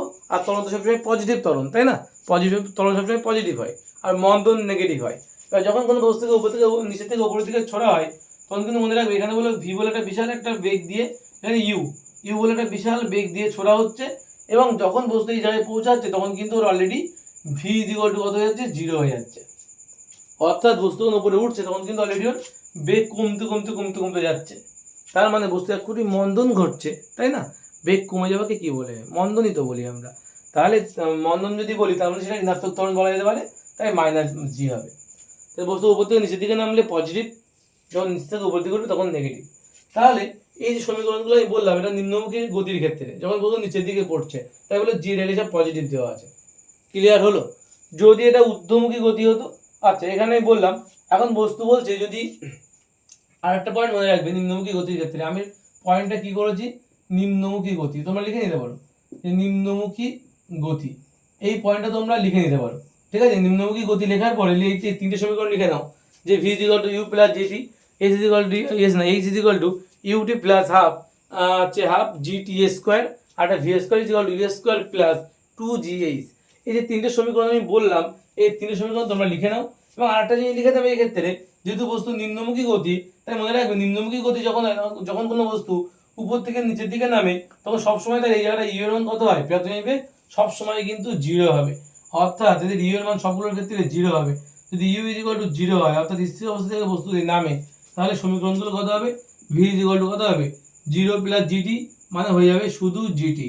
তারপরে এইচ ইজ ইকুয়াল টু হয়ে যাবে কত, ইউটির পুরো পার্ট আউট হয়ে যাবে, তাহলে পড়ে থাকবে হাফ জি টি স্কোয়ার। আর এখান থেকে কি হবে, V square is equal two কত পাবো আমরা, টু জি এইচ পাবো, টু জি এইচ পাবো। আশা করি বুঝতে পেরেছো। তাহলে ইউ এর মান জিরো হয়ে গেলে যখন নিম্নমুখী গতির ক্ষেত্রে আমরা কিন্তু এই সমীকরণগুলো সেখানে ব্যবহার করতেই পারি। ঠিক আছে, নেক্সট আমাদের বলেছে এবার ঊর্ধ্বমুখী গতি। ভালো করে খেয়াল করবে, ঊর্ধ্বমুখী গতির ক্ষেত্রে আমি পাশেই লিখছি ঊর্ধ্বমুখী গতিটা। ঠিক আছে, ঊর্ধ্বমুখী গতি মানে আমি একটু আগেই বললাম, ঊর্ধ্বমুখী গতির ক্ষেত্রে কি হবে দেখে নাও, যে ঊর্ধ্বমুখী গতি, ঊর্ধ্বমুখী গতি সেক্ষেত্রে কি হবে, সেক্ষেত্রে বল সমীকরণগুলো কত হবে, v is equal to u minus g t. এই মাইনাসটা কেন হলো বলো তো, এই মাইনাসটা হচ্ছে এই জি মাইনাস না, তার জন্য মাইনাসটা হয়েছে। ঠিক আছে, তারপরে কি হবে, 2 নম্বর সূত্রটা এইচ ইজ ইকুয়াল টু কি হবে, ইউটি মাইনাস হাফ জি টি স্কোয়ার। এই প্লাসটার জায়গায় মাইনাসটা কেন হয়েছে বলো তো, এখানে আমরা কি করেছি, এখানে আমরা জি ইউজ করছি, আর এই জিটা কিন্তু নেগেটিভ আমাদের এখানে। ঠিক আছে, নেক্সট লেখো ভি স্কোয়ার সমান সমান u square minus two g s. এই মাইনাসটা কেন হলো, জি এর জন্য মাইনাস হয়েছে। বোঝা গেল? তাহলে তিনটে সমীকরণে লিখলাম, শুধু প্লাসের জায়গাগুলো দেখো মাইনাস করে দিয়েছি। এটা কিন্তু আমাদের ঊর্ধ্বমুখী গতির ক্ষেত্রে, এবং ঊর্ধ্বমুখী গতির ক্ষেত্রে বস্তু কিন্তু একটা বিশাল ম্যাক্সিমাম একটা বেগ নিয়ে কিন্তু বলে ওঠে। তো এই ক্ষেত্রে কিন্তু ইউ এর মান কখনোই জিরো হওয়া সম্ভব নয়, কিন্তু কখনো কখনো বস্তুর কিন্তু অন্তিম বেগের মান জিরো হতেই পারে। ঠিক আছে, এক্ষেত্রে মনে হয় ঊর্ধ্বমুখী গতির ক্ষেত্রে প্রাথমিক বেগ যেটা ইউ এর মান কি হয়, ম্যাক্সিমাম হয়, কিন্তু ভি এর মান কি হতে পারে, জিরো হতে পারে। ভি এর মান কিন্তু এক্ষেত্রে জিরো হয়ে যায়। তখন যে একদম মনে কেন জিরো হবে না বলতো, একটা বস্তুকে তুমি উপরের দিকে ছুটছো, বস্তুর বেগ ধীরে ধীরে কমছে কমতে কমতে কমতে কমতে একটা সময় পরে তো বস্তুর বেগ জিরো হয়ে যাবে। ঠিক তার পরের মুহূর্তে বস্তু পৃথিবীতে ফিরে আসবে। আমরা পড়েছিলাম মুক্ত বেগ, মুক্ত বেগে কি বলেছিলাম, বস্তুর এই বেগটা যদি জিরো না হয়, অর্থাৎ বস্তুকে যদি 11.2 কিমি পার ঘন্টা পার সেকেন্ড, 11.2 কিমি পার সেকেন্ড এর বেশি বেগে যদি কোনো বস্তুকে ছোড়া যায় ভূপৃষ্ঠ থেকে, তাহলে সেই বস্তু আর পৃথিবীতে ফিরে আসে না। আদারওয়াইজ ওর থেকে কম বেগে যদি কোনো বস্তুকে ছোড়া হয়, তাহলে সেই বস্তু আর পৃথিবীতে ফিরে আসে। এবং মনে রাখবে, বস্তু তুমি বিশাল একটা বেগ দিয়ে ছুটছো, এবং তার কিন্তু যদি 11.2 কিমি যদি যদি না হয় সেটা, তাহলে সেই বস্তু কিন্তু একটা ম্যাক্সিমাম সময় পর ওই বেগে ছোড়ার জন্য অনেকটা দূর উপরে উঠবে। ওঠার পরে কিন্তু একটা সময় পরে সেই বস্তু কিন্তু তার একদম অন্তিম বেগ 0 হয়ে যাবে, এবং হচ্ছে অন্তিম বেগ 0 হয়ে সেটাই এখন প্রাথমিক বেগে কনভার্ট হয়ে আবার কিন্তু বিশাল একটা বেগ নিয়ে পৃথিবীতে নেমে আসবে। অর্থাৎ আমি বলতে চাইছি, একটা পার্টিকেল মনে করো ভূমি থেকে কোনো একটা পার্টিকেল তুমি ছুঁড়েছো, বস্তু যাচ্ছে যাচ্ছে যাচ্ছে, এখানে গিয়ে কি হচ্ছে, এখানে একটা ভি ইউ এর মান কিন্তু এখানে ম্যাক্সিমাম ছিল, ঠিক আছে, ওটার সময়, এবং মাইনাস জি নিয়ে যাচ্ছে, তো বিভব এগেনস্টে উঠছে, মাইনাস জি নিয়ে উপরের দিকে উঠছে, উঠতে তোমার করে এই জায়গায় গেল, এখানে যাওয়ার পরে এখান থেকে বস্তু টার্নিং নেয়, ঠিক এই টার্নিং নেয় যেখান থেকে, সেখানে কিন্তু কি হয়ে যায়, ভি এর মান 0 হয়ে যায় ওঠার ক্ষেত্রে, এবং নামার ক্ষেত্রে এখানে কি হয়ে যায়, ইউ এর মান কিন্তু কি হয়ে যায়, ইউ এর মান কিন্তু 0 হয়ে যায়, এবং বিশাল একটা বেগ নিয়ে নামে, এবং এখানে গিয়ে ভি এর মান হয়ে যায় ম্যাক্সিমাম। বুঝলে গল্পটা? এই হচ্ছে ওভারঅল গল্প, যে ইউ একটা বিশাল ইউ ম্যাক্সিমাম, অর্থাৎ বিশাল একটা বেগ দিয়ে আমরা বস্তুকে ছুটছি, এখানে ভি হচ্ছে 0 হয়ে যাচ্ছে, মাইনাস জি নিয়ে উপরে উঠেছিল, এবং নামার সময় কিন্তু প্লাস জি নিয়ে নামছে, অর্থাৎ বেগ কিন্তু ব্যবহারে বাড়তে শুরু করবে। তাহলে এখানে ইউ মানে 0 ছিল, এবং প্লাস জি নিয়ে নামছে, মানে বেগ বাড়তে বাড়তে একদম অন্তিম ভি এর মান ম্যাক্সিমাম হয়ে গেছে, এবং যখন টাচ করবে ঠিক তার আগের মুহূর্তে, মাইন্ড ইট, যখন ভূপৃষ্ঠ টাচ করবে ঠিক তার আগের মুহূর্তে কিন্তু ওর বেগ থাকে ম্যাক্সিমাম, টাচ করার পরে কিন্তু বেগ আবার 0 হয়ে যায়, টাচ করার আগের মুহূর্তে কিন্তু ওর বেগ থাকে ম্যাক্সিমাম, ঠিক আছে। আচ্ছা, নেক্সট আমাদের কি বলেছে দেখো, তাহলে আমাদের নিম্নমুখী গতি, ঊর্ধ্বমুখী গতি, এগুলো সব ক্লিয়ার হয়েছে। এবার আমাদের নেক্সট টপিক যেটা আছে সেটা হচ্ছে সর্বাধিক উচ্চতা। সর্বাধিক উচ্চতা যখন বস্তু উঠবে তখন আমরা কোন সূত্র ইউজ করব, দেখে নাও। সর্বাধিক উচ্চতা যখন বস্তু উপরে উঠবে তাহলে আমরা ধরতে পারি যে প্রাথমিক বেগ নিচে উপরে উঠছে, তাই না? তাহলে এখানে আমরা সর্বাধিক উচ্চতা বের করছি, কি বের করবো এখানে, সর্বাধিক উচ্চতা। তো অন্য পেন দিয়ে করে তাহলে তোমাদের নজরে আসবে সহজেই। তাহলে এখন লেখো সর্বাধিক উচ্চতা, কি করে বের করছি দেখে নাও। সর্বাধিক উচ্চতাকে যদি আমরা ক্যাপিটাল এইচ দিয়ে লিখি, তাহলে ভালো করে দেখো, সর্বাধিক উচ্চতা মানে কি, মানে একটা প্রাথমিক একটা বেগ তুমি দিয়েছো, বস্তুকে তুমি কি করেছো, একটা প্রাথমিক বেগ তুমি দিয়েছো, মানে একটা বিশাল একটা বেগ দিয়ে তুমি উপরে ছুটলে, এই যে ইউ হচ্ছে ম্যাক্সিমাম বেগ দিয়ে তুমি ছুটলে, এবার এখানে গিয়ে কিন্তু ভি 0 হয়ে যাচ্ছে, তাহলে এখানে কতটুকু উচ্চতা উঠলো, এটাকে আমরা সর্বাধিক উচ্চতা বলছি, যে এইভাবে বস্তু কতদূর উচ্চতায় উঠবে। সর্বাধিক উচ্চতা বের করতে গেলে আমাদের যেটা করতে হবে, এই যে এই সমীকরণটা ইউজ করতে পারি আমরা, কিন্তু মাইনাস জি দিয়ে উপরে উঠছে, তাহলে এইচটা হয়ে যাবে ক্যাপিটাল এইচ সমান সমান ইউতে তো ম্যাক্সিমাম আছে, তাহলে ইউটি থেকে যাবে মাইনাস হাফ জি টি স্কোয়ার। আচ্ছা, আমাদের এখানে টি এর মানটা উল্লেখ করে দেয়নি, তার মানে আমাদের এই সমীকরণ দিয়ে করলে হবে না, কারণ টি এর এখানে কোনো উল্লেখ নেই, তাই না? আমি একবার টি এর কথা এখানে বলিনি, তার মানে আমরা এই সূত্র দিয়ে অ্যাপ্লাই করতে পারি। কোন সূত্র? লাস্টেরটা, V square is equal to, দেখো এইগুলো তো নেবো না, তার কারণ উপর দিকে উঠছে মানে মাইনাস সহ কাজ করতে হবে, তো এই নিম্নমুখী গতি তো নয়, এটা ঊর্ধ্বমুখী গতি, বোঝা গেল? তার জন্য আমরা এই পাশটা এই সূত্রটা নিয়ে কাজ করবো। এবার এটা নিয়ে কেন কাজ করবো না, কারণ আমাদের কিন্তু টি নেই এর গল্পের মধ্যে, এই গল্পের মধ্যে টি নেই, আর টি না থাকলে আমরা কিন্তু এটা ইউজ করতে পারি, তাই না? তাই আমরা কি করব, তাই আমরা এখানে, আচ্ছা এখানে এস হবে না, এটা হয়ে যাবে সূত্র অনুযায়ী, এটা হয়ে যাওয়ার কথা এইচ, ভুল করে আমি এস লিখে ফেলেছিলাম। তো দেখো, তাহলে এখানে আমরা কি জানি, তাহলে অন্তিম বেগ তার কত হবে, 0 হবে, তার মানে 0 এর স্কোয়ার সমান সমান u square minus 2g capital H, capital H মানে কি, সর্বাধিক উচ্চতা, এবার মাইনাস 2g, 0 টা 0 স্কোয়ার করলে 0 হয়ে যাবে, মাইনাস 2g এইদিকে পাঠিয়ে দাও, তাহলে 2g ক্যাপিটাল এইচ সমান সমান ইউ স্কোয়ার, তাহলে ক্যাপিটাল এইচ এর মান কত হবে, ইউ স্কোয়ার বাই 2g। তাহলে আমরা এখান থেকে কি বুঝলাম, এখান থেকে বুঝলাম যে সর্বাধিক উচ্চতা বের করতে গেলে আমাকে শুধু এইটুকু জানতে হবে যে তার বস্তু কত বেগে ছোড়া হয়েছে, তাই না? যে ক্যাপিটাল এইচ এর মান বের করতে গেলে আমাকে এইটুকু জানতে হবে যে বস্তুকে কত বেগে ছোড়া হয়েছে। তুমি যদি আমাকে সেই মানটা বলে দাও তাহলে আমি বলে দেবো বস্তুটি কতটা উপরে উঠবে। বস্তু তুমি কত বেগে উপরে ছুটছো তার উপরে ডিপেন্ড করবে বস্তুটি কতটা উপরে উঠবে। এটা কিন্তু খুব গুরুত্বপূর্ণ একটা সূত্র। এই যে সূত্রগুলোর প্রমাণ তোমাদের হয়তো লাগবে না, কিন্তু সূত্রগুলো কিন্তু তোমাদের প্রমাণ বাড়িতে শিখবে, এবং সেই সাথে সাথে এই সূত্রগুলো কিন্তু নোট ডাউন করে রাখবে এক জায়গায়, অঙ্ক করতে গিয়ে কাজে লাগবে। যদি পারো একটু নোট ডাউন করে রেখো সূত্রগুলো, ঠিক আছে, পরিচয় সহ, প্রত্যেকের পরিচয় সহ, ঠিক আছে। এই ছিল আমাদের সর্বাধিক উচ্চতা বের করার সূত্র, ঠিক আছে। এরপর আমরা দেখবো যে এই যে সর্বোচ্চ উচ্চতা যাচ্ছে এখান থেকে এই অবধি গেল, তার জন্য সময় লাগলো নাকি, সময় কত লেগেছে সেটা আমরা একটু বের করে দেখবো। এবার সময়, টাইম দেখবো, ঠিক আছে। তো টাইমটা আমরা কীভাবে বের করতে পারি, দেখো আমরা টাইম বের করার জন্য কিন্তু আমরা সর্বাধিক উচ্চতা উঠতে গেলে আমাদের টাইম, তাই তো, এই টাইমের জন্য আমরা কিন্তু প্রথম সূত্রটা ইউজ করতে পারি। টাইম বের করার জন্য আমরা কি করতে পারি, প্রথম সূত্রটা ইউজ করতে পারি, ঠিক আছে, ওটাই সবচেয়ে বেটার হবে, প্রথম সূত্রটা ইউজ করো। তাহলে প্রথম সূত্র ইউজ করে আমরা কিন্তু উঠতে গিয়ে কত সময় লাগবে সেটা বেরোবে। তো সেটা যদি বের করি তাহলে আমাদের ভি এর মান কত, 0 সমান সমান ইউ এর মান কত, ইউ এর মান ইউ থাকবে কারণ এটা ম্যাক্সিমাম বেগ দিয়ে তুমি ছুটছো, মাইনাস জি, আর আমি ওঠার সময় আমি ক্যাপিটাল টি দিয়ে লিখছি, T1 বলো, তাহলে T1 দিয়ে লেখো তাহলে খুব ভালো হয়, বা শুধু টি দিয়েও লিখতে পারো, শুধু টি দিয়ে লেখো সমস্যা নাই, ঠিক আছে। ভালো করে একটা ইন্টারেস্টিং জিনিস দেখবা কিন্তু এবার, হ্যাঁ। তাহলে ক্যাপিটাল টি দিয়ে লিখলাম, তাহলে এখানে ক্যাপিটাল টি দিলাম, মানে এই সূত্রটাই কিন্তু এখানে লিখছি, ঠিক আছে। যে V is equal to u minus g t, বুঝতে পারছো ভি এর মান ম্যাক্সিমাম 0 হয়ে যাবে, ইউ মাইনাস জিটি, তো টি এর জায়গায় ক্যাপিটাল টি দিলাম, তাহলে মাইনাস জিটি এদিকে আইলে প্লাস জিটি সমান সমান ইউ, তাহলে টি এর মান কত হবে, ইউ বাই কত জি, কত হবে ইউ বাই জি। তাহলে আমার উঠতে সময় লাগবে কতটা সেটাও আমি বলে দিতে পারবো, যদি তুমি আমার বলে দাও যে কত বেগে তুমি বস্তুকে ছুঁড়েছো, তাহলে কিন্তু আমি বলে দেবো বস্তুর উঠতে কত সময় লেগেছে। এবার আমাদের নেক্সট টপিক আমরা কি দেখবো, তাহলে উঠতে কত সময় লাগবে বোঝা গেল, যে ইউ বাই জি এই টাইমটা কিন্তু আমাদের উঠতে সময় লাগবে, ক্লিয়ার। এবার আমরা দেখবো বস্তু সর্বোচ্চ উচ্চতা থেকে পতনের সময় গেল, অর্থাৎ বস্তু যে নিচে নামবে, এই নিচে নামতে কত সময় লাগবে, তাকেও যদি আমরা টি ড্যাশ দিয়ে লিখি, কি দিয়ে লিখবো, টি ড্যাশ দিয়ে যদি আমরা লিখি, তাহলে তার প্রমাণটা আমরা কিভাবে করতে পারি দেখে নাও, ঠিক আছে। তার প্রমাণটা এই পাশটাই করে দেখাচ্ছি, তার প্রমাণটা আমরা এই পাশটাই করে দেখাচ্ছি। বস্তু কিন্তু এবার নামছে, বস্তু কিন্তু নিচের দিকে নামছে, তো নামার সময় তাহলে আমরা কোন সূত্র ইউজ করব, আমরা দেখো আমরা এবার এই সূত্রটা ইউজ করতে পারি, কারণ বস্তু নামছে মানে কি পজিটিভ সূত্র নিতে হবে, কিন্তু বস্তু নামছে মানে কিন্তু আমাদের পজিটিভ সূত্র নিতে হবে।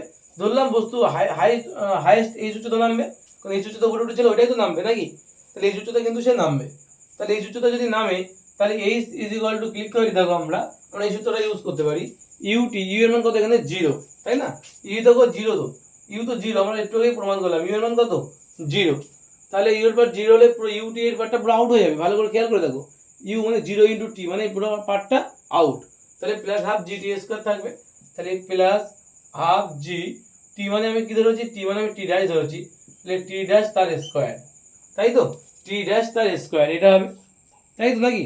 তাহলে এখান থেকে আমরা কি করতে পারি, এখান থেকে আমরা যেটা দেখতে পারি সেটা হচ্ছে আমরা জানি কি, আমরা জানি হচ্ছে এখান থেকে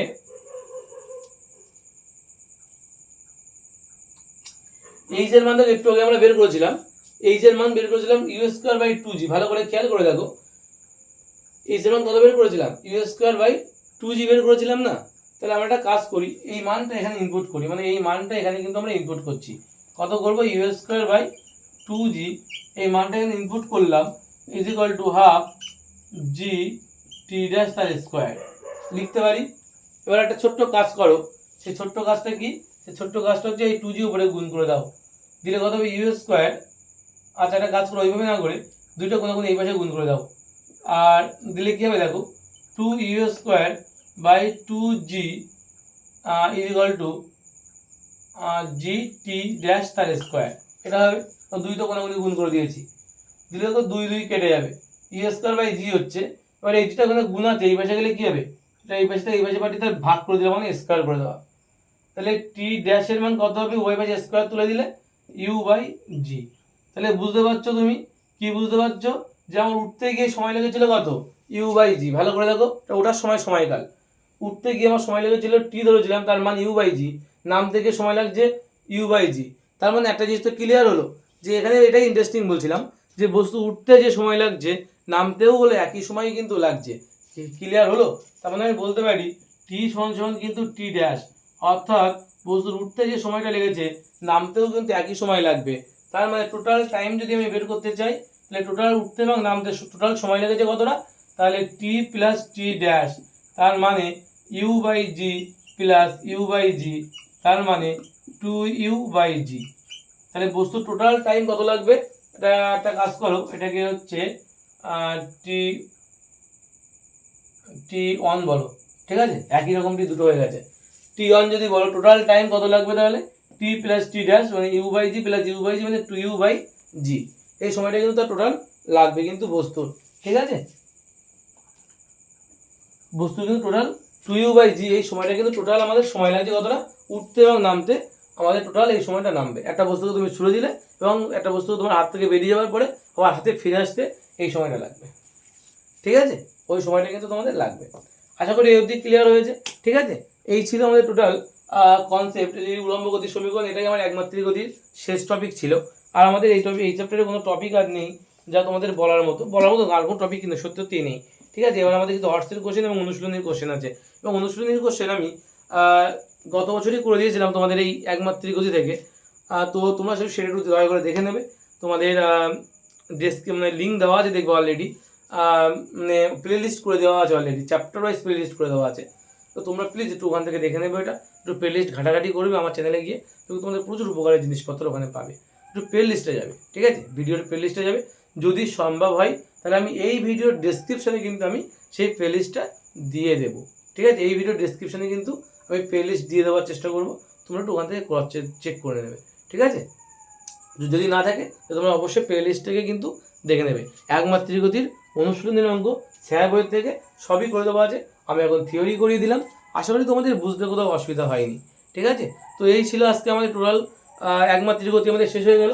আমরা খুব শীঘ্রই ইউনিট 2 এর চ্যাপ্টার 2 ভেক্টর, খুব গুরুত্বপূর্ণ একটা চ্যাপ্টার, ওটা আমি করাবো। তোমরা একটুখানি ধৈর্য ধরে থাকবে, ঠিক আছে। একটু সময় লাগছে, কিন্তু পরপর সব ক্লাসে আমি নিয়ে আসার চেষ্টা করবো তোমাদের পরীক্ষার আগে, ঠিক আছে। একটু ধৈর্য ধরে থাকবে, একটু চ্যানেলের সঙ্গে থাকবে, সাবস্ক্রাইব করে দেবে, লাইক করে দেবে, শেয়ার করে দেবে, বন্ধুদের জানাবে, ঠিক আছে। যে এখানেও কিন্তু পার ডে টপিক ওয়াইজ প্রতিটা টপিক টিউশনের মতো কিন্তু করে দেওয়া হয়, একটু বন্ধুদের জানিয়ে দেবে, ঠিক আছে। থ্যাংক ইউ এভরিবডি, নমস্কার।